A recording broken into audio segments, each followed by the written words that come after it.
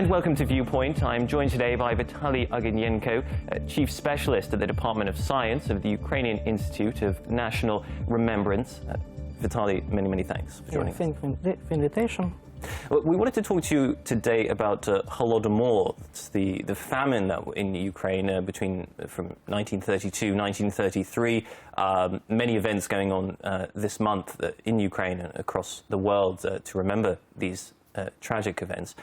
Perhaps to start with, you could just tell us a little bit about what was the Holodomor. It has been contested over the years exactly what it was. I think now there's a fairly broad consensus. Just give us a little bit of background. You're right that it is important to know general narrative about Holodomor. And generally speaking, it is big tragedy of Ukrainians. Holodomor, if we think about it as genocide, started roughly in October 1932 and was ended in summer 1933.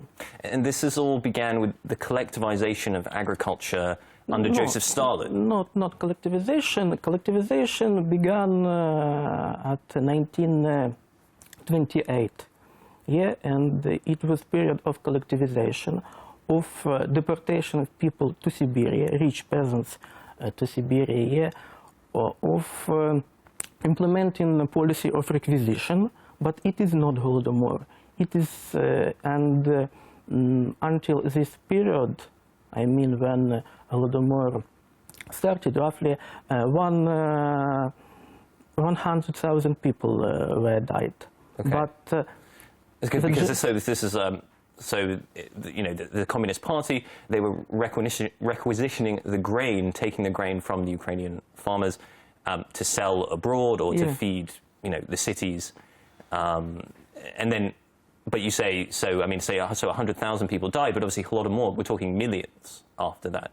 What changed? 100,000 till November 1933, and roughly 3.9 million people after that.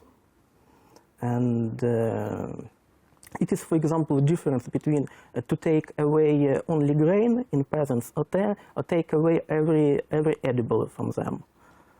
And it is difference, for example, in to make prohibition to travel from villages, and this prohibition was implemented in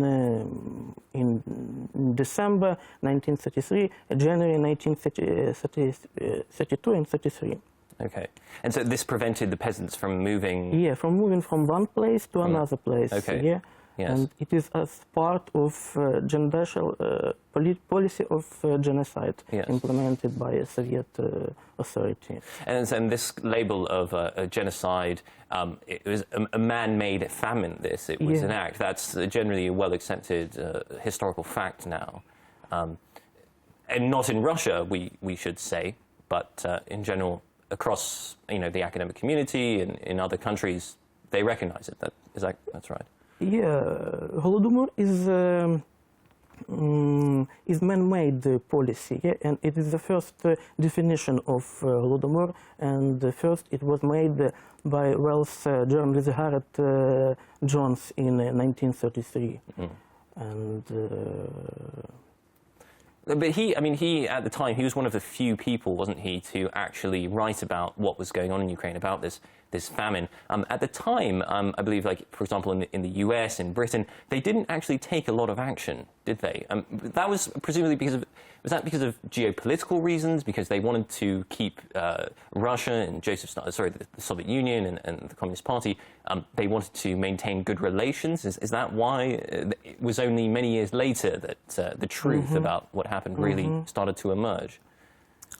This year Memorial Week, Holodomor Memorial Week, will be devoted to people who spoke truth about the Holodomor.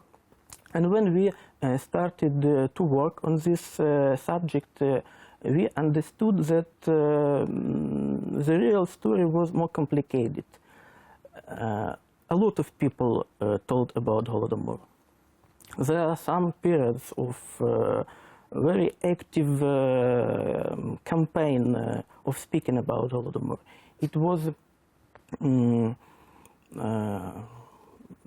for example, in Western Ukraine, from this period, and journalist, social activist was trying to speak about it, to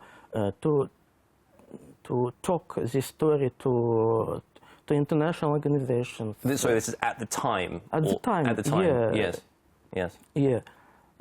And after this time in United States and Canada, after Second World War, where the discourse of Holodomor was created, and this subject became well known over the world. Do we need to be careful now? This discourse of Holodomor, obviously at the moment it's highly politicized with the conflict with Russia right now, with Russian-backed militants fighting in East Ukraine. It seems like this is a moment where the discourse of Holodomor, if it was going to be abused, or if people were going to use it for their own political ends, or to stir up hatred or hostility between, for example, Ukraine and Russia, now is the time that that might happen. Do we need to be? Do we need to guard against that sort of thing? Do we need to just try to stick to the historical facts as much as possible? Of course, it is a very sensitive issue. It is a sensitive issue for Ukrainians, for Russians too, and there are several dimensions. For example, research dimensions. I would say that even this definition of genocide for research, maybe it can be some kind of problem, because we have one paradigm. It is paradigm of Holocaust. Yes. And if we can try to compare Holodomor and Holocaust, it can be some misunderstanding. It is own topic, own history of Holodomor, and it is a unique story. It is phenomenon, and we should research it, understand it from point of view of Ukrainian history and methodology, not taken from Holocaust, but develop own methodology. We're very short on time, unfortunately. I would say that with the comparison with Holocaust, with the Holocaust, Timothy Snyder, for example, well-known historian, in his book, he did try to locate Holodomor within wider European history, didn't he? Yeah. He tried to place Holodomor at the beginning of his story. He then moved on to the Holocaust, but that was all part of a greater narrative about European history. And I would suppose you would support those efforts. And as we're just sort of coming to the end of our conversation here, would you support those efforts? And if so, what should we be taking forward now as we mark the Holodomor? Is it that we should see this in a European narrative? Is that what we now need to focus on? Of course, it is an important task, and Timothy Snyder wrote a great book in order to include Holodomor in general story of European history. But what we should to do now, I think. Of course, to make research of Holodomor, but not about history, because the narrative of Holodomor, I think, is written, and about consequences of Holodomor. To look at it from point of view of trauma, psychological trauma, collective trauma. To see people in this big story, not only institutions. Not only policymakers, but ordinary people, to use such instruments, such tool like oral history, and using these methods, I think we can look at the Holodomor from different angles, and this picture will be more understandable for people and for researchers in the world. And from this point, I think we can better integrate this history to general context of European history and world history of this tragic 20th century. Vitalii, many, many thanks for joining us. I'm afraid that's all we have time for today. But thank you for coming in for a fascinating conversation. Thank you.